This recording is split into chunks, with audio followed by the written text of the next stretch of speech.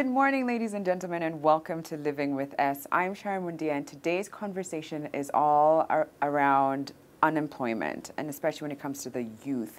And I've got the CEO and founder of Generation, that's Mona Murshid, who is here with us today, and I get to grill and hopefully find some solid solutions around a lot of the problems that we face, especially here in Kenya. So welcome, Mona. Thank you. Actually, it's Dr. Mona Murshid, but you were probably not going to correct me, but it's Dr. Mona. Dr. Mona.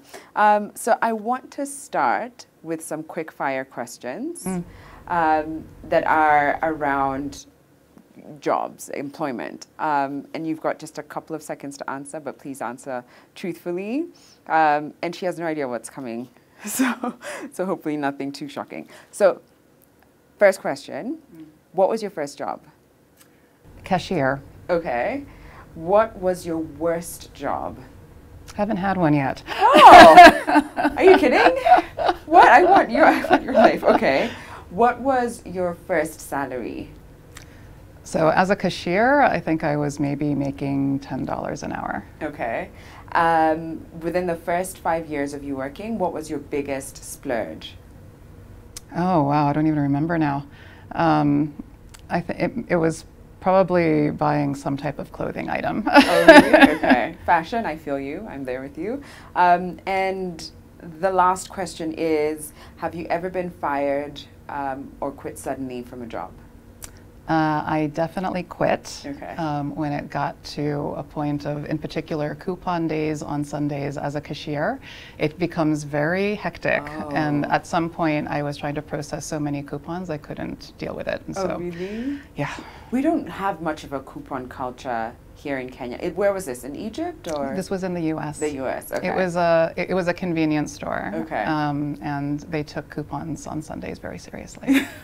Yeah, I've seen some shows around coupons and couponing, and it seems like it's a whole life of its own. But okay, good. I think that was amazing. You were very honest and open. Okay, so I have to find out first before we even get into Generation. I'd love to know a little bit more about you and your childhood growing up, and if working and having that kind of strong work ethic was something that was instilled in your family at a young age. Very much so. Okay.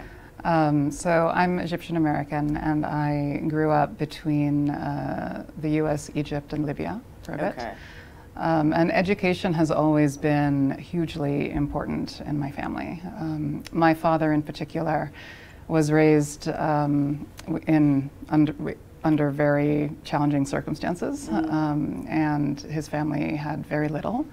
To the point that he had to study at night underneath a street lamp because his family couldn't afford electricity. Yeah. And he studied so hard that he was ranked amongst the top scores on Egypt's national exam. That then got him a seat at Cairo University, that then got him a sabbatical to the US, and he became the first college graduate in his family. Wow. And it was, and so he always taught me that.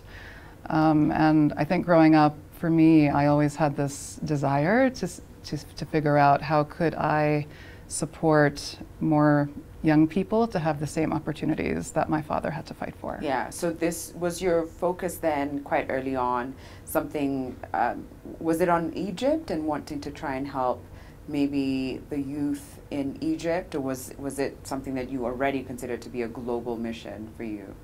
So it started with a focus on the Middle East in particular. And I was very focused on also supporting at the level of school systems, like literacy, numeracy, and graduation. And around the time of the Arab Spring, I began realizing that, just literacy and numeracy alone isn't going to get someone into a job. And that's when my focus began to shift from K-12 to also thinking through how do you make employment happen. But it very much was anchored in the Middle East and then grew globally from there. Okay. So take me through, and I'm going to backtrack a little bit here. I want to know what that process was like for you discovering what your career was going to be, and taking it from like, I have an interest in this to, right, this is exactly what I'm going to study in uni. Did you have any support And what was that process like for you?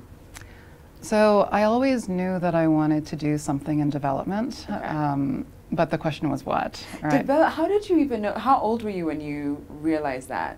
When I was in university. So So it was, you were, okay. So it was, like 18, 19. Okay, okay. And So not like 12 and you were like, I wouldn't No, be in I mean, development. so I would say that, when I was in high school, I knew I wanted to do something that involved building something, but Okay. I wasn't necessarily very directed as Okay. to where. So in uni is when you narrowed it down to development. So international development in Okay. particular. Yeah. And I actually started focusing on the water crisis in the Middle East, and I thought that was going to be my thing, right? Yeah. And so I studied a combination of civil engineering and fluid mechanics and natural economics, and it was really about how to ensure sufficient water in the Middle East. And then I spent some time working in Egypt, particularly around desert irrigation. Mm-hmm. And then began broadening my view about what are other ways that I could work in the development space. And then at that point, I looked at healthcare, I looked at education, but education always brought me back. It's a bit like falling in love. Like you just know it when it happens. You can't predict it. Yeah, and you can't run away from it. And that was when I knew then that education was really what I wanted to spend my time on. Right. So you finished uni. Did you get a job straight after? Was that process easy for you? So after uni, I then spent a year in Egypt, which was when I was doing the desert irrigation. Yeah. Wow. So when you say that, what exactly do you mean? Supporting farmers who are used to using flood irrigation to use desert irrigation technology. And were you attached to a company, or were you just Mona exploring and seeing this was how me doing research and working with a set of farmers. Oh, so it was on your own accord. You were not sent there by a company? I was not sent there by a company. I mean, it was wow. research and efforts. But research for, I'm just curious to understand that. Who was supporting you? How were you supporting yourself through those? So I had a fellowship. That 1 year. So I had a fellowship that enabled me to do that research. Okay. So you did that for a year, and then you got your first job soon after, or what was that? And then I decided I wanted to do something broader in international development beyond irrigation alone. Okay. Which then sent me back to school. And got my PhD. Yeah. And then at that point was when I then decided to join Mckinsey. Okay.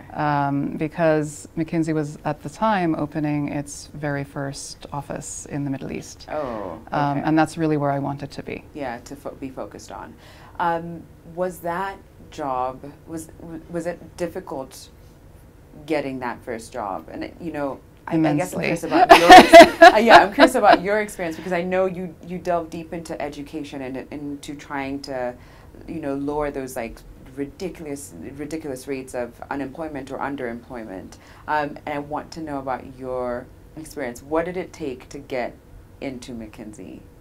I mean, honestly, at the time, what I was really excited about was being able to work in a robust environment in the region, and to be able to do something that would support the region's development. And then once I was then in McKinsey, McKinsey didn't have an education practice at the time.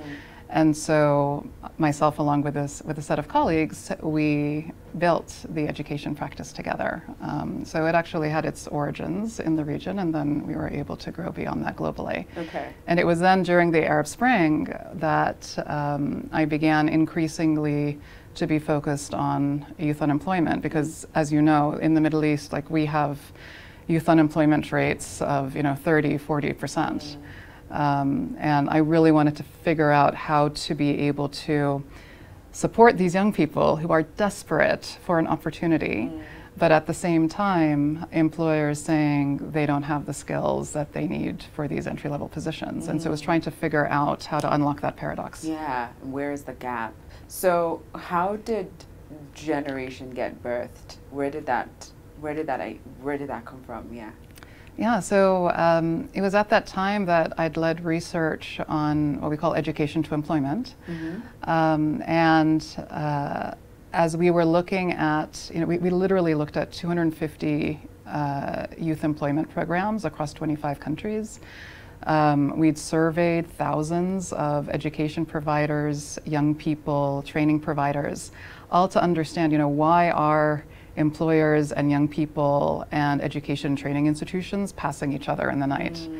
And that's where the idea for Generation came from. And so the way we built Generation was by looking at what was working in the space and also what wasn't working in the space.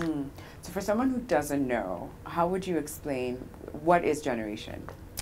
So Generation it's an independent nonprofit, and what we do is recruit, train, and place young people in careers. And then once they're on the job, we then track the return on investment, both for our graduates in terms of their income, their well-being, and for our employer partners in terms of business returns, so productivity outcomes, quality outcomes, retention. Because our thesis is that in order for us to find a solution that enables young people to find a job, that has to be, and the flip side of the coin is a business solution that employers believe supports their business priorities. Yeah. So what was the first country or city that that Generation was in? The very first city was actually, it was in Spain, so in Madrid. Okay, interesting. Spain, what was that based off of? Because I would have imagined it's Middle East. 40% youth unemployment in Spain when we started. Yeah. Wow. But Kenya was in our first 5 countries, and we started in Kenya in 2015. And today, actually, Kenya is our largest country out of the 13 countries in which we're in. Largest in what sense? Annual, so in terms of volume of graduates. Oh, okay. So what were based off of your statistics, what are the 5 countries in which unemployment rates are the highest? So when we started, we began with US, Spain, India, Mexico, and Kenya. Okay. And so we were selecting them both on the unemployment rates, but also we wanted the geographic diversity, because we were trying to learn, what does this problem and solution look like in different economies, different sociocultural norms, different country sizes, different profession mixes. Because we really believe that in order for us to crack this, we have to see what's common across all countries and what's really context specific. Yeah. And what are some of the key shifts that you've witnessed in the 5, because it's been 5 years now. This is the 5th year. This is, yep. Yeah. So what are some of those shifts, whether it's even in employment or careers, or the speed at which new careers are popping into the space, or education? What are some of the changes you've witnessed? So I'll share some of the things we've learned, and then also there has been a really important shift that's also happened. Okay. So, one of the things we've learned along the way is how the solution looks different in different professions. So for example, for technology professions, we often find that because there's such a sharp imbalance between the demand for tech roles and the supply of young people with those roles, it's often faster to bring those solutions into being, because everyone is, because tech jobs are often very attractive for young people, and employers are often desperate to find young people with these skills. So that can happen much faster than, for example, solutions around customer service. So that's one of the things which we've learned. We've also learned that what we call the fire in the belly, so how hungry a young person is for a job opportunity, that is more important than what they studied, what level they studied at, whether they've had any exposure to this sector before.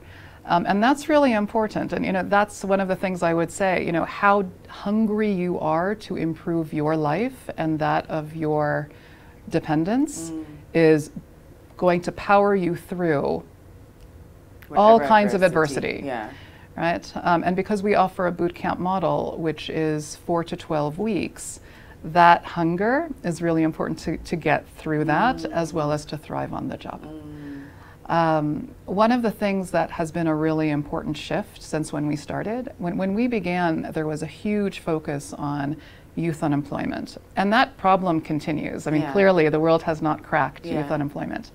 But what's also happened, particularly over the last 2 years, is the dialogue around future of work. And in particular, how are jobs becoming more digitized and more optimized? And what does that mean in terms of reskilling people who are in their 30s, 40s, 50s? And so we've now created a program that we call Regeneration that also focuses on a mid-career worker population to support them as well. Oh, that's a good one. And I want to dive into that, but I know we've got to take a break, so we're going to do that. When we come back, we'll hear more about regeneration. We'll be back in a moment.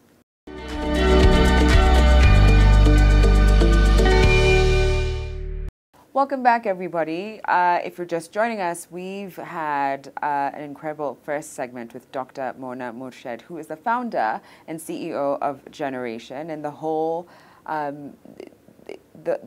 mission is to try and work through solutions that help curb unemployment and underemployment. Got that right?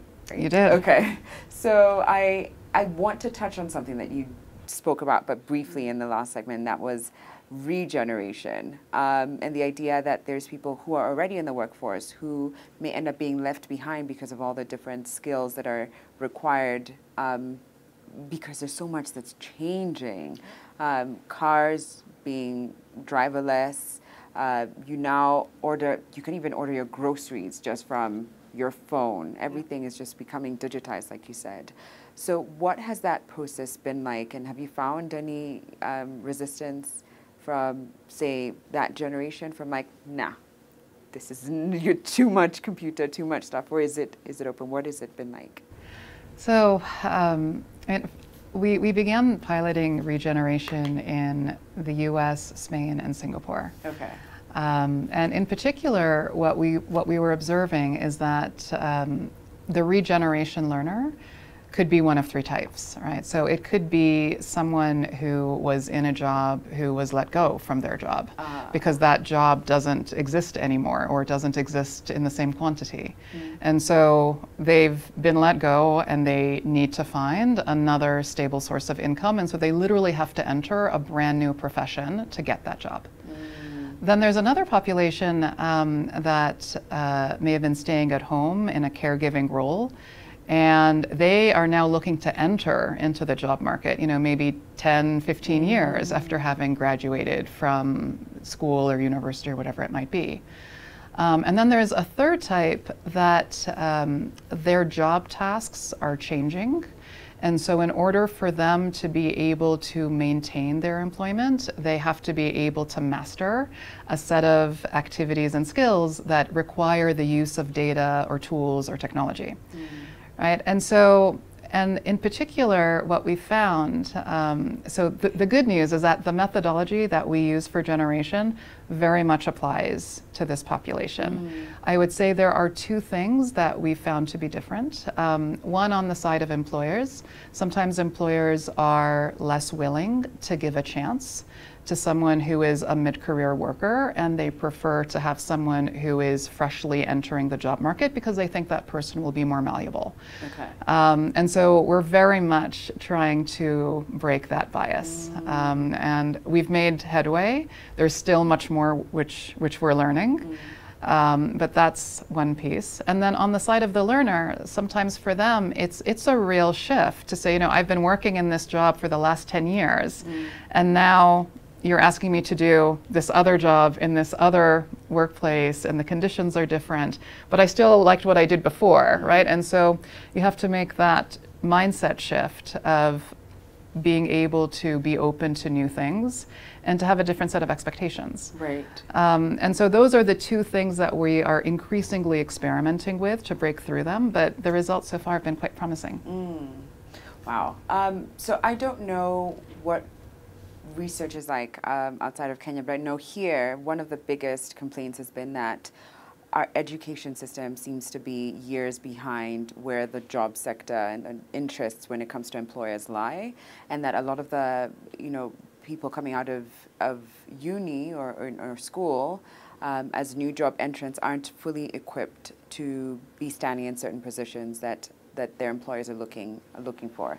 So do you think that that there's a gap there? How do we make sure that education is sort of at the same space that the career, the other workspace is at, just so that we can improve outcomes for new job entrants?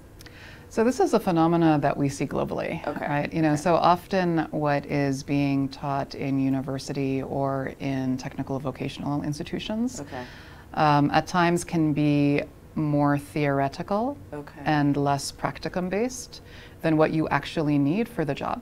Okay. And this is globally, you said? We see this globally. Ah, okay.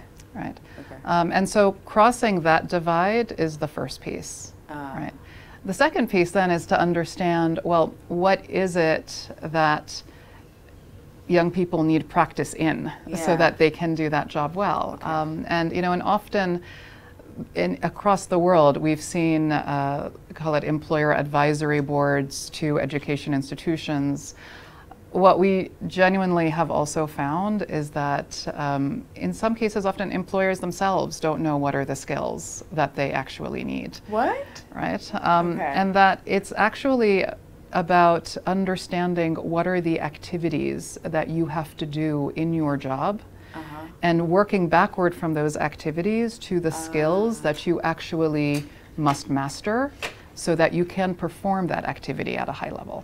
So do you, in that sort, and sorry to cut you short, but do you then end up training the do you train the employers as well to be able to, come to that conclusion? Because I find it baffling that they could be, employers looking for, people to fill in the spots, but they have no idea what they would be doing if they were to find the right candidate. So here's what typically happens, right? So an employer will say, okay, look, I need to hire a digital marketer, for example. Okay. Yeah. And so then they'll look at someone's CV and see, so did they graduate with a degree that is digital marketing, right? Or do they have a certificate? Or do they have X number of years of experience in digital marketing? But now imagine that you're a young person and you haven't had any experience in digital marketing, but you want to break into this. And so the only way to break into it when your CV doesn't look like what an employer will typically expect is by being able to demonstrate that you have the actual competency. And so, for example, what we do with Generation is that we're actively figuring out what are the activities that you need to do as a digital marketer, irrespective of whether you have a bachelor's degree or you have a TVET degree. And we're providing you with daily practice in those activities that an employer needs to see you do so that you get the job. And that's how you take someone who the employer would typically overlook and just screen out and get them into this job.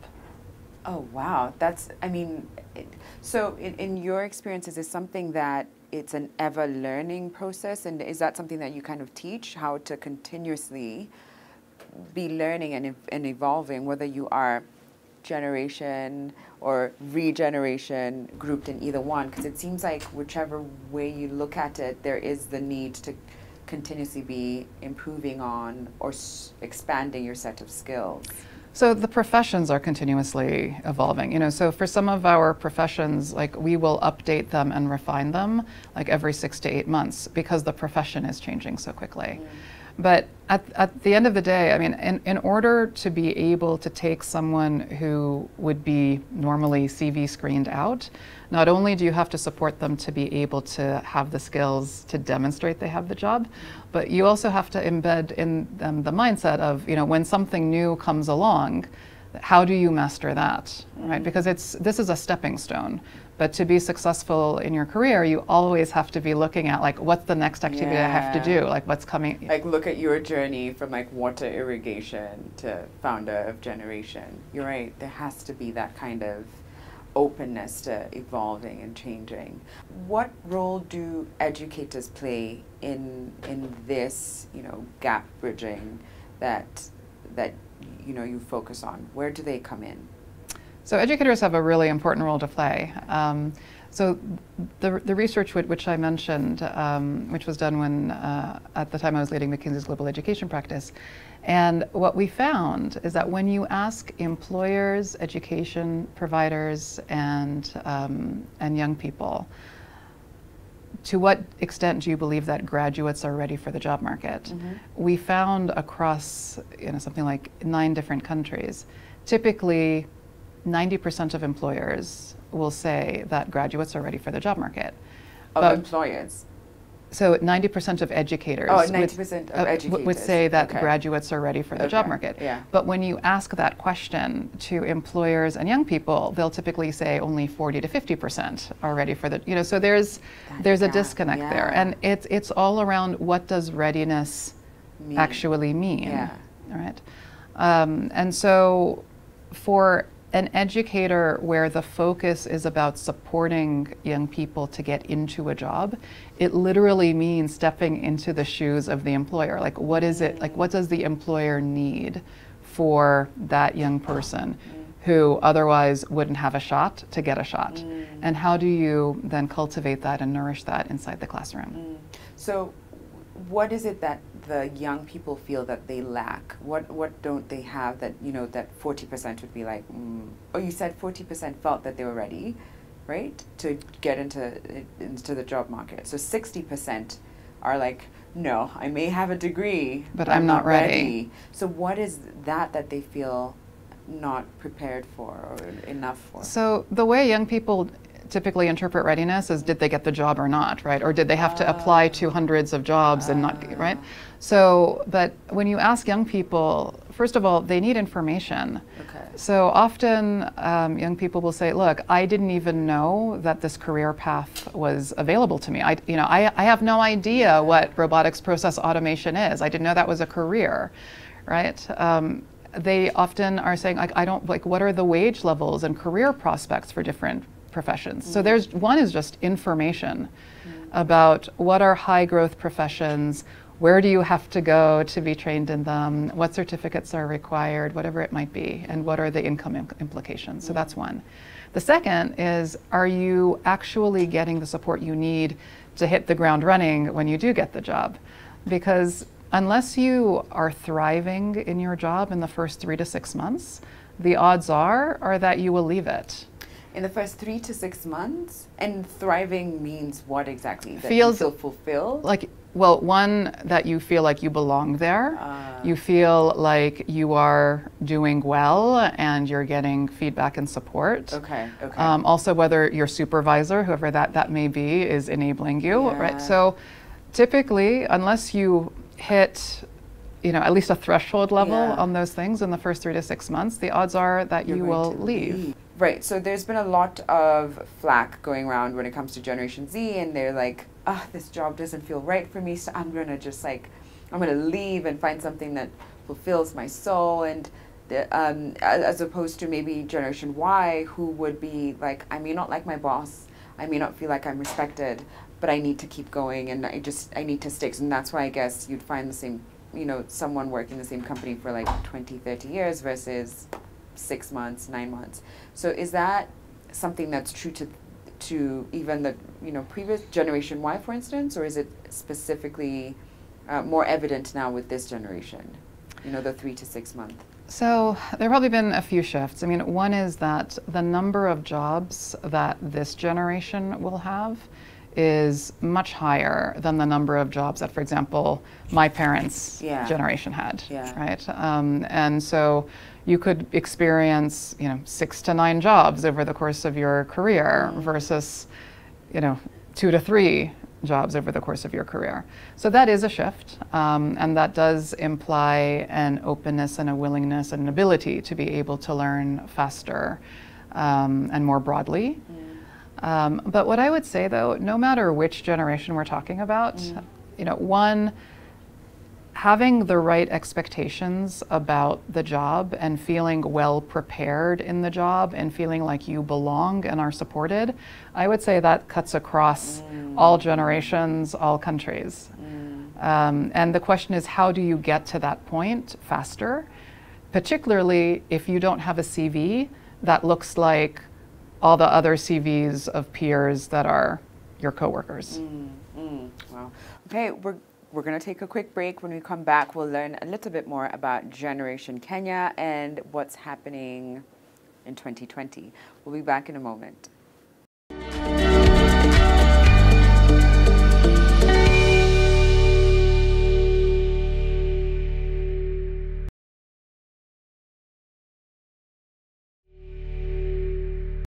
Welcome back, everybody. I've got Dr. Mona here, and now we're going to talk about Generation Kenya. And I know a couple months ago I had Kim here, who I think runs Generation Kenya. But I would like to hear from you. What are some of the things that you're most excited about that are up and coming when it comes to Generation Kenya and in the next couple of months or even up to 1 year? Absolutely. So in the last 5 years, we've had over 18,000 graduates in our Generation Kenya programs across the various counties. And we work across 6 professions. We have a job placement rate of about 82% within 3 months of program completion. Wow. And at 6 months, about 80% continue to be on the job, which is really important because there is no point in getting a job and then losing it. And very importantly, about 56% of our graduates are female, which is a very strong focus of ours, particularly those with dependents. So as we look forward to how to increase our impact here, I mean, one, we've been very blessed with our funding partners. So USAID, CEDA, IKEA Foundation, Safaricom, as well as our employer partners. We're really now looking to increase our partnerships with government because we believe that the way to really embed Generation's methodology is by partnering with technical and vocational institutions that today have the vast majority of young people who are looking to go into careers. And so in particular, we have partnerships with 3 counties, Nairobi, Kitui, and Kilifi. And we are looking to be able to take our methodology, but to recruit learners in these counties, working with our vocational partners. We'll be also training and onboarding faculty and staff in the Generation method, and we'll continue supporting in the classroom and mobilizing employers. So we've had some initial pilots, and we've been very heartened by them. We've had 100% graduation rate and nearly 100% job placement rate. So we're looking to grow those significantly. Wow. You know, I do remember last time when Kim was here, he had a graduate and who had gone from one career. I think what she studied in high school, was interested in, or may have even worked, the job she had was completely different. And I just found that so fascinating that there's that opportunity to go into a career that wasn't even in you know, your realm or scope, and you did not consider before. I'm curious though, I know you focus on 6 careers. Is there any plans to expand? And maybe you could touch on what those 6 are and why those 6. But are there plans to kind of grow that a little? Absolutely. Yeah. So whenever we enter into a geography, we're always looking at where is there an employer pain point for a given profession, because that's what's going to induce them to hire a different profile than what they would typically hire. And so, for example, in Kenya, so we have professions from financial and insurance sales to sewing machine operator, to wholesale sales, you know, and distributing sales. So essentially, and food and beverage as well now. We're very keen to also enter into digital professions. And throughout, we're always looking at who is the population in need and how can we create an opportunity. So for example, for sewing machine operator, we can actually take young people who only have a primary school background. We're grateful for our partners. So Mckinsey and Company is the founder of Generation. And then we have terrific funding partners in IKEA Foundation, USAID, CEDA, and Safaricom. one of the partnerships that we're really looking to amplify is our partnership with government. So right now we're in 6 professions in Kenya, and the way we normally think about which professions to offer in a geography is by understanding where is there an employer pain point. Because these are the professions where employers will be willing to hire someone who has a different profile than what they would typically hire. So Generation globally, we have 26 professions. In Kenya, we have professions in finance and insurance sales, to sewing machine operator, to food and beverage stewards. And we're really hoping this year to also introduce digital professions as well. Yeah. So hopefully we'll be adding to our portfolio. And beyond that, you know, for any profession, we're always looking at what will young people be excited about, what will enable them a income opportunity that produces a livable wage for themselves and for their families, and where do employers desperately need to find talent. So what is the age range for people who can apply to be part of this program? Is there one? So in the past, we had focused on ages 18 to 29, but now, particularly with regeneration, it's an open gamut. Right. So is regeneration in Kenya? It's not yet in Kenya, but we're keen to explore opportunities. But essentially now, we are open to learners of all ages who are keen to have a new start in a new career and who are really hungry for that opportunity. I think you mentioned it briefly earlier, but I'm keen to hear more. Where do you think, how big a role does wellness play, or just that kind of search for fulfillment and as aligning with your values and passion? Does all that really play a big role when it comes to graduates or young people looking for careers, and even what generation is trying to do, matching them with the right career, with the right employers? It's interesting you asked that question. When we first began Generation, we were tracking optimism.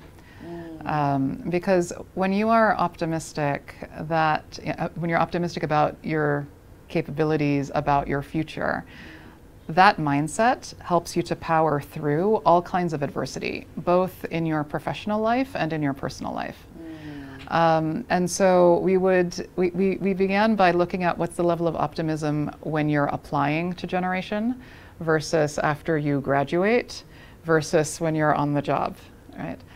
So it is still one of the things we track in some of our programs, but we plan on increasingly looking at well-being, because it is although it's an intangible, there is research out there that says that the having hope is very much do you look at something with a glass half empty or half full mindset, and that then influences everything around you. Yeah, right. Oh, that's so interesting. Tracking optimism. So what are those numbers like, and have they grown, or what are they like? I'm curious to know.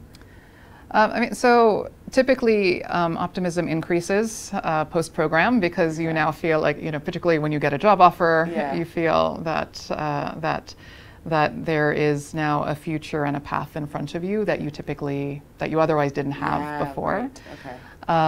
We're still assessing, well, do you have that same level of optimism, 6 months out, a year out? So the jury is still out on that, but hoping to be able to share that in the future. But I think that's even a difficult one, because I think ultimately it's what's in here, right? Like what you feel, because I could sort of come into work and be like, oh, I hate my boss, I hate my job, but at the same time I could also look at it, but at least I have somewhere that I'm able to expand my energy and focus my energy. I'm able to add value in this way. So I mean, I'm just thinking that would ultimately be something that individually we tend to work on outside of whatever program that you might be running, but something that that muscle that we train ourselves to just shift things internally, unless it's clearly like a completely dangerous working space. But interesting. But it's good to know that wellness is of high priority. Well, and also mindsets. You know, so every generation program, we have 4 mindsets that we focus on. Okay. So the first mindset is persistence. You know, so when you get knocked down, do you pick yourself back up? The second one is growth mindset. You know, so the more practice you have in something, the better you get at it. The third one is a forward orientation. So do you have an ability to make a plan and consistently assess your progress against that plan? You know, so these are mindsets that we combine with the technical skills and the behavioral skills that we're teaching for a given profession. And the goal of that is to not just support you in your work life, but we also find that it supports our young people also in their personal life and how they are with their child and the patience that they have. And that's ultimately what I was driving towards. Like, how do you shift that? Which you're the only one who can do that work. But I love that there is that program, that training in your program that allows for people to just even start asking the questions. So how often does the program run, and how often do people graduate? Because I think there's a graduation coming up soon, right? There is. So we have cohorts running in Kenya all the time. So typically every quarter, we're graduating about 1,500 plus. We have a very large graduation happening on February 28. We'll have 6,000 graduates, so from past cohorts all coming together. So if anyone would like to come out and support them, they would love it. We're very proud of them. We're very proud of their progress. Oh, wow. 6,000. And it's open to anyone to come? It's open to anyone. It's 9 to 12. Okay. And you can find the posting on our Generation Kenya site. Okay. So actually that was going to be one of my last questions. Where do people sign up, and what do they need in order for them to be accepted into the program? Because we've got you here, we might as well just get all the tips. What do we need in order for you to, be able to be one of the 6,000 graduates? Yeah, absolutely. So visit our Generation Kenya website is one way to find out about us. We also have locations across Kenya, and so it can also visit us there. But typically, people find out about us and apply through the online forum. Then they're invited in for interviews and for a set of exercises. And then they join the program. And then our program typically runs 4 to 12 weeks. It varies by the profession. And then, as I mentioned, about 83% then are in jobs within 3 months of program completion. Which is incredible. The interviews, what are we looking for? Yeah, what are you looking for? I want the tips here. So there are 3 parts to it. So one is for us to just understand what's the literacy numeracy level, because different professions will have different requirements on that front. The really big one is the fire in the belly, right? So one of the things we do. I'm hungry for it. How hungry are you? And so we'll ask our candidates to perform a set of activities, and during this period, we're not chasing them, we're not sending reminders, but we are looking to see that they do them, because if you can't get through that, then you won't make it through the boot camp, let alone in the job. And so we're looking for, do you have that drive, that resilience, that persistence, that forward orientation to be able to get through this? That's and you heard it straight from the founder. Dr. Mona has told you better have that fire in that belly. But that ultimately is what drives anyone in any career path, even ones that are uncharted or misunderstood, not even quite clear. Do you have that vision, and are you going to keep getting back up despite how many times you've been knocked down? Wow, thank you so much. And for everything that you're doing with Generation and trying to reduce those staggering numbers of unemployment. And I love that you saw it as as a global issue? Because I know at first you were focusing on Middle East, because I know then the world gets to benefit from this, from generation and from what you're doing. So thank you. Thank you. Do you have any intention of ever going back to water irrigation? I'm curious to know. Not in my immediate future, no. No, you're like, it's okay. But power to the farmers. Yeah, that's a big one. Yeah. That's when it comes to like jobs and job markets and where the youth are. On a serious note, that's a... And it's definitely an area which we're looking at in some of our geographies about both green jobs as well as agriculture jobs. So maybe at some level you will find Maybe I will find my way back in. There through generation. Thank you so much. Thank you. All right. Thank you so much for watching. We'll be back same time. That's 9 a.m. Same place and TV tomorrow. Have a great rest of the day, everybody. Bye.